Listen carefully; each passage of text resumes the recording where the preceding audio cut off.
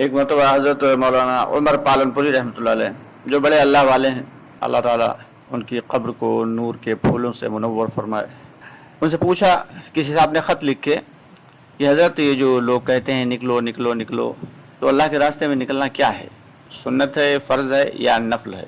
तो हज़रत ने बड़ा अच्छा जवाब दिया। उन्होंने ख़त में लिखा, हज़रत उमर पालनपुरी रहमतुल्लाह अलैह ने जवाब में, कि अगर उम्मत नफलें छोड़ रही है तो अल्लाह के रास्ते में निकलना नफल है, और अगर उम्मत के लोग जो है वो सुन्नत छोड़ रहे हैं तो अल्लाह के रास्ते में निकलना सुन्नत है, और अगर उम्मत के लोग फ़राइज़ छोड़ रहे हैं तो अल्लाह के रास्ते में निकलना फ़र्ज़ है। दोस्तों, आज ज़रा गौर करें कि हमारे कितने भाई और कितनी बहनें अल्लाह के हुक्मों को तोड़ रहे हैं। नमाज की कोई अहमियत ही नहीं उनकी निगाह में, नमाज की कोई अहमियत ही नहीं। कितने परसेंट नमाज पढ़ रहे हैं, जो कि ईमान के बाद सबसे अहम चीज़ क्या है?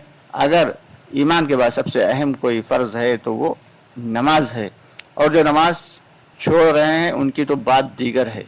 जो पढ़ रहे हैं वो भी कैसी पढ़ रहे हैं, बग़ैर सीखे हुए पढ़ रहे हैं। किसी को जो है, किसी का अलहम्दु शरीफ नहीं सही, किसी की कुरान की कोई सूरत नहीं सही, यहाँ तक कि सुबहान रब्बियल अज़ीम भी सही से नहीं कह सकते, सुबहान रब्बियल आला भी सही नहीं कह सकते, यानी तस्बीहात का कहना भी मुश्किल है, अत्तहियात भी याद नहीं, दुआ क़ुनूत भी याद नहीं। तो ये कैसी नमाज है भाई? क्या ऐसी नमाज़ें अल्लाह ताला को कबूल करनी है? नहीं भाई, नमाज को पढ़ना है, नमाज को सीख सीख के पढ़ना है। तो इसलिए अल्लाह के रास्ते में जब निकलते हैं तो ये तमाम चीज़ें, बातें, सारी की सारी चीज़ें समझ में आती हैं।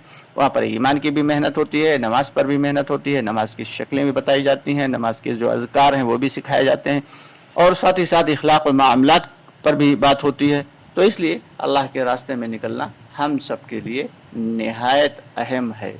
अल्लाह ताला हम सबको इसकी तौफ़ीक़ अता फ़रमाए।